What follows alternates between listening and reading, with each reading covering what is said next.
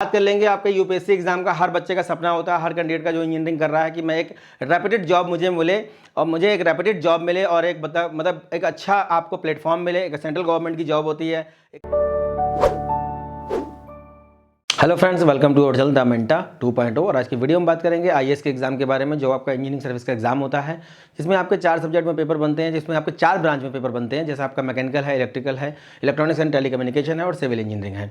कोई भी किसी भी ब्रांच का बच्चा जो इंजीनियरिंग कर रहा है वो इसको दे सकता है। कोई भी ऐसा कैंडिडेट है, कोई भी ऐसा स्टूडेंट है जो इंजीनियरिंग कर रहा है वो इस एग्जाम को दे सकता है। लेकिन ये केवल 4 ब्रांचेज में ही आपको पेपर देखने को यहाँ पे मिलेगा। तो कौन कंडक्ट करवाता है आपका जो है पेपर पैटर्न की बात करेंगे, कंडक्ट कब होता है, फॉर्म कब आता है इसका। हालांकि इसके एडमिट कार्ड रिलीज हो चुके हैं और एग्जाम भी आपको एडमिट कार्ड पे जो डेट दे रखी होगी उस पर आपको तय डेट पे एग्जाम कार्ड आप लोगों ने अपना डाउनलोड कर लिए होंगे। और उसके बाद जो है आप बात करते हैं यूपीएससी का जो एग्जाम होता है आईएएस का, बहुत रेप्यूटेड जॉब होती है। इसमें बहुत ही अच्छा आपको जो है असिस्टेंट डायरेक्टर, असिस्टेंट एग्जीक्यूटिव की आपकी पोस्ट मिलती है। डिफरेंट डिपार्टमेंट में जो सेंट्रल गवर्नमेंट के डिपार्टमेंट होते हैं उसमें आपको बहुत ही रेप्यूटेड जो है इसमें सुविधाएं हैं, बहुत ही आपकी रेप्यूटेड जॉब है।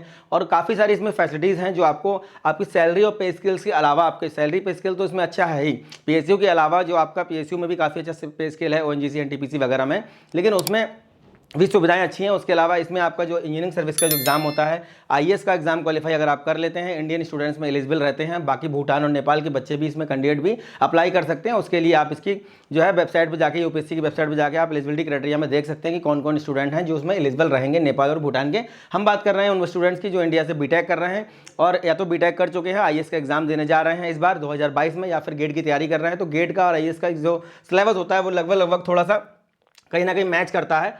और इसमें जो है कोर सब्जेक्ट, कोर जो आपकी ब्रांचेस रहती हैं उनके पेपर आपको देखने को यहाँ पे मिलेंगे। तो बात कर लेंगे आपके यूपीएससी एग्जाम का। हर बच्चे का सपना होता है, हर कैंडिडेट का जो इंजीनियरिंग कर रहा है कि मैं एक रेप्यूटेड जॉब मुझे मिले और मुझे एक रेप्यूटेड जॉब मिले और एक मतलब एक अच्छा आपको प्लेटफॉर्म मिले। एक सेंट्रल गवर्नमेंट की जॉब होती है, एक चीफ इंजीनियर जब आप बनेंगे, एक अच्छी पोस्ट आपको मिलेगी तो काफ़ी अच्छा लगता है। तो ये का जो हम लोग देखेंगे थोड़ी बेसिक चीज़ें, जो बच्चे नए हैं, तैयारी करना चाहते हैं, जो देने जा रहे हैं एग्जाम उनकी बात अलग है, उनको पता होगा सारी चीज़ें। लेकिन जो नए हैं, तैयारी करने जा रहे हैं अभी स्टार्टिंग से, तो कर सकते हैं। अगर आप सेकेंड ईयर थर्ड ईयर में हैं, इसमें भी आपका एप्टीट्यूड और मैथमेटिक्स इंजीनियरिंग वगैरह आपका जो है, इसमें भी आपका जो है इंजीनियरिंग के जो सब्जेक्ट रहते हैं, जो आप जो बच्चे मैकेनिकल से हैं, सिविल से हैं, इलेक्ट्रिकल से हैं, इलेक्ट्रॉनिक एंड टेलीकम्युनिकेशन से हैं, उनके लिए अलग चीज़ है कि वो सारी चीज़ें पढ़ रहे हैं। लेकिन दूसरे ब्रांच के बच्चे जो इसमें आते हैं उनको थोड़ा देखना पड़ेगा कि इसका पैटर्न कैसा होता है। और जो छोटी छोटी बेसिक चीज़ें होती हैं, जैसे आपका कौन कंडक्ट, यूपीएससी तो एग्जाम कंडक्ट को करवाता है, कंडक्ट एग्जाम फॉर ईएसी के लिए कंडक्ट करवाया जाता है। ये हेडक्वार्टर इसका न्यू दिल्ली में है।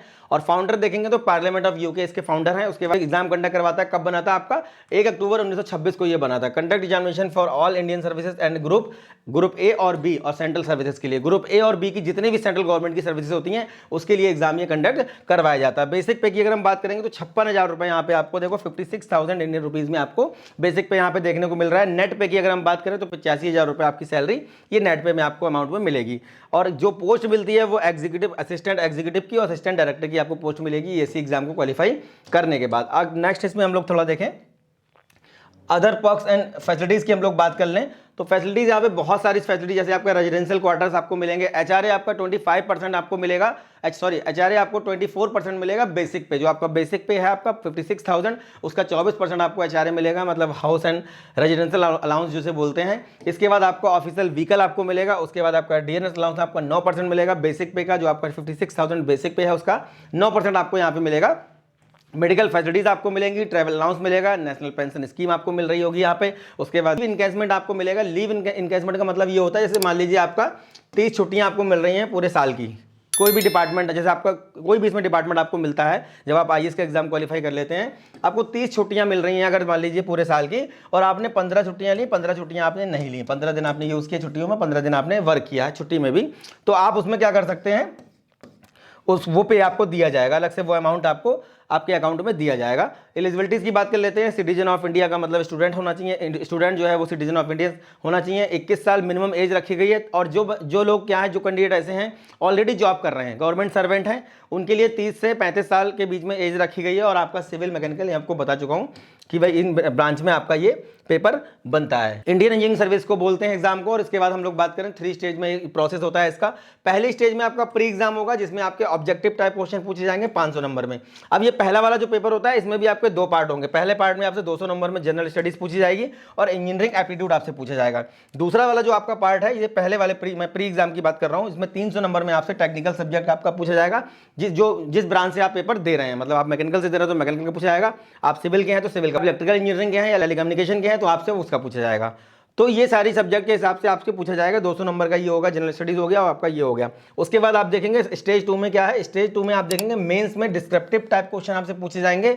इसमें आपका 600 नंबर का ही पेपर होता है, तो 6, 5, 11 और 2 लगभग 1300 नंबर का टोटल ये पेपर बनता है, जिसमें आपके पर्सनालिटी टेस्ट भी इंक्लूड है लास्ट में। जब आप पहली और दूसरी स्टेज क्रॉस कर जाएंगे, ये वाली और ये वाली, उसके बाद आपको ये पर्सनालिटी टेस्ट से गुजरना पड़ेगा, जिसमें आपके 200 नंबर रखे जाते हैं। ये थोड़ा सा डिफिकल्ट रहता है और आपके नंबर ऑफ जो आपका वेटेज है, जो आपका कट ऑफ है, उस पर भी डिपेंड करता है कि भाई कितने ऐसे बच्चे हैं जो कट ऑफ को क्वालिफाई, मतलब जो भी आपका कट ऑफ आ रहा होगा, जैसे आपके मार्क्स होंगे एग्जाम में, उसी हिसाब से आपको। तीसरा स्टेज आपका हो गया, पर्सनालिटी टेस्ट का हो गया। नेक्स्ट उसके बाद हम लोग मार्किंग की अगर बात करें, पेपर पैटर्न कैसा होता है, एमसीक्यू, मतलब आपका मल्टीपल चॉइस क्वेश्चन होंगे इसमें प्री में। इसके बाद हम लोग देख लेते हैं आपका मार्किंग स्कीम में क्या देखा, नेगेटिव 1/3 की आपकी नेगेटिव मार्किंग यहाँ पे रहती है। और हम इसमें थोड़ा आगे देखें, सिलेबस की हम लोग बात कर लेते हैं। आईएएस एग्जाम का सिलेबस क्या होता है, इंडियन इंजीनियरिंग सर्विस का जो आपका सिलेबस होगा। आपका सिविल इंजीनियरिंग के सिलेबस की अगर हम बात करें तो building material, solid mechanics, structural analysis, उसके बाद डिजाइन ऑफ स्टील स्ट्रक्चर हो गया, design of concrete and practice and planning management हो गया, कंस्ट्रक्शन प्लान, ये आपके सिविल का सब्जेक्ट है आपके। उसके बाद पेपर 1 के, पेपर 2 की अगर हम बात करें पेपर सिविल की, तो यहाँ देखेंगे फ्लो ऑफ फ्लूइड्स हो गया, हाइड्रोलिक मशीन्स हो गई, उसके बाद फ्लूइड मैकेनिक्स हो गया, ओपन चैनल फ्लो हो गया, पाइप फ्लो हो गया, hydraulic machines and hydrology and water आपका रिसोर्स इंजीनियरिंग हो गया, इन्वायरमेंटल इंजीनियरिंग हो गया, वाटर सप्लाई इंजीनियरिंग हो गया, वेस्ट वाटर इंजीनियरिंग हो गया, सॉलिड वेस्ट हो गया, एयर नॉइज पोल्यूशन हो गया, जियो टेक्निकल इंजीनियरिंग आपका हो गया, फंड। उसके बाद आपका ये फाउंडेशन ऑफ इंजीनियरिंग हो गया, आपके बाद जियो टेक्निकल इंजीनियरिंग, उसके बाद आपका फाउंडेशन ऑफ इंजीनियरिंग। तो ये सारी चीज़ें आपसे इसमें, सर्वेइंग हो गया, सर्वेइंग के बाद आपका जियोलॉजी हो गया, उसके बाद सर्वेइंग जियोलॉजी हो गया, उसके बाद ट्रांसपोर्टेशन हो गया, हाईवे हो गया, टनलिंग हो गया, रेलवे सिस्टम हो गया, एयरपोर्ट्स हो गया। ये आपसे सिविल का सिलेबस आपका जो है पूछा जाएगा। के सिलेबस की तो मैकेनिकल के सिलेबस में आप देख रहे होंगे, मैकेनिकल में फ्लूइड मैकेनिक्स हो गया, थर्मोडायनेमिक्स, हीट ट्रांसफर हो गया, IC engine, refrigerator and air conditioning हो गई, टर्बो मशीन्स हो गई, पावर प्लांट इंजीनियरिंग हो गया, रिन्यूएबल आपका सोर्स ऑफ एनर्जी हो गया। उसके बाद मैकेनिकल इंजीनियरिंग पेपर 2 की अगर हम लोग बात करें तो इंजीनियरिंग मैकेनिक्स हो गई, उसके बाद आपका इंजीनियरिंग मटेरियल्स हो गए, उसके बाद आपका मैकेनिज्म एंड मैकेनिक्स हो गई, उसके बाद design of machine and elements हो गए। ये सब्जेक्ट आपसे इस तरीके से यहाँ पे पूछे जाएंगे।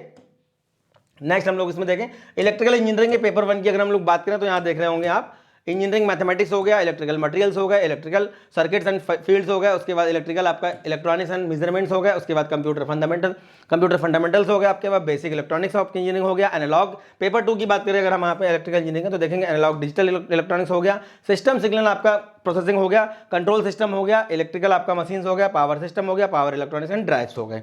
ये आपका बात कर लेते हैं। अब हम लोग इलेक्ट्रॉनिक्स और टेलीकम्युनिकेशन के हम सब्जेक्ट की बात करें अगर, तो यहाँ पे देखेंगे बेसिक इलेक्ट्रॉनिक्स इंजीनियरिंग हो गया, बेसिक इलेक्ट्रिकल इंजीनियरिंग हो गया, मटेरियल साइंस हो गया, इलेक्ट्रॉनिक्स मेजरमेंट इंस्ट्रूमेंटेशन हो गया, नेटवर्क थ्योरी हो गया, एनालॉग डिजिटल सर्किट हो गया। उसके बाद इलेक्ट्रॉनिक्स और टेलीकम्युनिकेशन के हम पेपर 2 की अगर बात करें तो analog digital communication system, control system, computer organisation architect, उसके बाद आपका कंप्यूटर ऑर्गेनाइजेशन एंड आर्किटेक्चर हो गया, उसके बाद इलेक्ट्रो मैग्नेटिक्स हो गई, एडवांस इलेक्ट्रॉनिक्स टॉपिक्स हो गया, उसके बाद एडवांस आपके कम्युनिकेशन टॉपिक्स हो गए। तो ये सब्जेक्ट आपके इलेक्ट्रॉनिक्स और टेलीकम्युनिकेशन के हो गए हैं। अब बात कर लेते हैं ईएससी के प्रीवियस ईयर का जो पेपर रहे हैं, जो 2019 और 2020 का जो पेपर रहा है, इसमें नंबर ऑफ क्वेश्चंस किससे ज़्यादा पूछे जाते हैं, कौन कौन से ऐसे टॉपिक हैं, कौन कौन से ऐसे सब्जेक्ट हैं। तो हम लोग यहाँ बात करेंगे किस सब्जेक्ट की, हम लोग बात करते हैं सिविल की। सिविल की वैकेंसीज भी ज़्यादा रहती हैं, मैकेनिकल की भी ज़्यादा वैकेंसीज, काफ़ी वैकेंसीज रहती हैं, गेट वगैरह के थ्रू भी अगर देखेंगे, गेट के थ्रू भी काफ़ी वैकेंसीज रहती हैं। सिविल मैकेनिकल की कोर ब्रांचेज हैं, उनकी वैकेंसीज ज़्यादा रहती हैं। तो यहाँ सॉलिड मैकेनिक्स की अगर हम लोग बात करें तो 20 क्वेश्चन यहाँ पे आपसे पूछे गए, नंबर ऑफ क्वेश्चन 2019 में 17 क्वेश्चन आपसे सॉलिड मैकेनिक्स से पूछे गए आपसे 2020 में। उसके बाद देखेंगे स्ट्रक्चरल एनालिसिस की बात करें, 8 क्वेश्चन 2019 में, 6 क्वेश्चन 2020 में। कंस्ट्रक्शन मैनेजमेंट की बात कर लेते हैं, 12 क्वेश्चन 2019 में, 12 क्वेश्चन 2020 में। उसके बाद आपका हो गया रेनफोर्स कंक्रीट स्ट्रक्चर की बात करें, 12 क्वेश्चन 2019 में, 13 क्वेश्चन 2020 में। स्टील स्ट्रक्चर की बात करें, 12 क्वेश्चन 2019 में, आपके 13 क्वेश्चन 2020 में आपसे पूछे गए हैं। उसके बाद बात कर लेते हैं आपके जियो टेक्निकल इंजीनियरिंग की अगर बात करें तो 12 आपसे पूछे गए हैं 2019 में और 13 पूछे गए हैं आपसे 2000। मैकेनिक्स हाइड्रोलिक्स की बात कर लेते हैं तो हम लोग देखेंगे 5 क्वेश्चन आपसे पूछे गए हैं 2019 में और 13 क्वेश्चन पूछे गए हैं आपसे 2020 में। उसके बाद इरिगेशन की बात करें, 14 क्वेश्चन 2020 में, 8 क्वेश्चन आपसे 2020 में, 14 क्वेश्चन 2019 में, 8 क्वेश्चन 2020 में पूछे गए हैं। एनवायरमेंटल इंजीनियरिंग की बात करें 11 क्वेश्चन 2019 में, 14 2020 में। उसके बाद ट्रांसपोर्टेशन इंजीनियरिंग की बात करें तो 12 क्वेश्चन 2019 में पूछे गए हैं और 14 क्वेश्चन आपसे पूछे गए 2020 में। सर्वेइंग की अगर बात करें तो 12 आपके हो गए 2019 में, 14 क्वेश्चन पूछे गए आपसे 2020 में। बिल्डिंग मटेरियल्स की बात कर लेते हैं, 13 क्वेश्चन 2019 में, 18 क्वेश्चन 2020 में आपसे पूछे गए। तो ये कुछ टॉपिक हैं सिविल इंजीनियरिंग के, हाईली वेटेज टॉपिक हैं, जिसमें आपको ये सिविल इंजीनियरिंग के कुछ हाईली वेटेज टॉपिक हैं जो पिछले कुछ सालों में ज़्यादा पूछे गए हैं। तो ये टॉपिक पर जितने भी ऐसे कैंडिडेट हैं जो सिविल से देने जा रहे हैं, अगर इन पे फोकस करते हैं, इन टॉपिक पे, अगर इन सब्जेक्ट पे आप फोकस करें, अच्छा एग्जाम में अच्छे मार्क्स गेन आप कर सकते हैं। और इसकी तैयारी के लिए आपको पहले से लगना पड़ेगा। ऐसा नहीं है कि साहब आपने बीटेक कर लिया और हमें IAS बनना है, नहीं, ऐसा नहीं हो सकता। आप सेकंड ईयर थर्ड ईयर से ही सारी तैयारी शुरू कर दीजिए। बल्कि मैं तो कहता हूँ जितने भी ऐसे कैंडिडेट हैं जो फर्स्ट ईयर में इस साल पढ़ रहे हैं या फिर सेकंड ईयर में है या फिर तैयारी कर रहे हैं वो गेट वगैरह की, तो जितना भी ऐसे बच्चा है जो गेट का पेपर दे रहा है वो भी इस एग्जाम को दे सकता है। और इसके लिए एलिजिबिलिटी क्राइटेरिया मैंने आपको बता दिया है, पेपर पैटर्न मैंने आपको बता दिया है। नेक्स्ट किसी वीडियो में बात करेंगे और किसी अच्छे टॉपिक की। और हम लोग इसी तरीके से द मेंटर 2.0 के माध्यम से आपको आफ्टर इंजीनियरिंग में एडमिशन लेने के बाद, जब आप इंजीनियरिंग में पहुंच जाते हैं तो आपको किन किन चीज़ों का जरूरत पड़ेगी, किन किन चीज़ों का आपको ध्यान रखना है, आपको किन किन चीज़ों की तैयारी करनी है। गवर्नमेंट सेक्टर में जाना है तो क्या तैयारी होनी चाहिए, प्राइवेट सेक्टर में जाना है तो क्या तैयारी होनी चाहिए। तैयारी जितनी ज़बरदस्त होगी उतनी ही अच्छी आपकी डेस्टिनेशन आपको प्राप्त होगी, उतनी ही अच्छी मंजिल आपको मिलेगी। तो तैयारी आपको करते रहना है लगातार। अपना फील्ड चूज कर लीजिए, गवर्नमेंट में जाना है कि प्राइवेट में जाना है, या फिर आपको एंटरप्रेन्योर बनना है। जो भी आप करना चाहते हैं उसमें घुस जाइए पूरी तरीके से। उससे रिलेटेड किताबों को पढ़िए, उससे रिलेटेड लोगों से मिलिए, उससे रिलेटेड आप अपने जो आइडल हैं उनको फॉलो करते रहिए लगातार। और मैं चैनल के माध्यम से लगातार आपको छोटी बड़ी अपडेट से अवगत कर वीडियो में मिलेंगे किसी अच्छे टॉपिक के साथ। तब तक के लिए धन्यवाद। Thank you very much.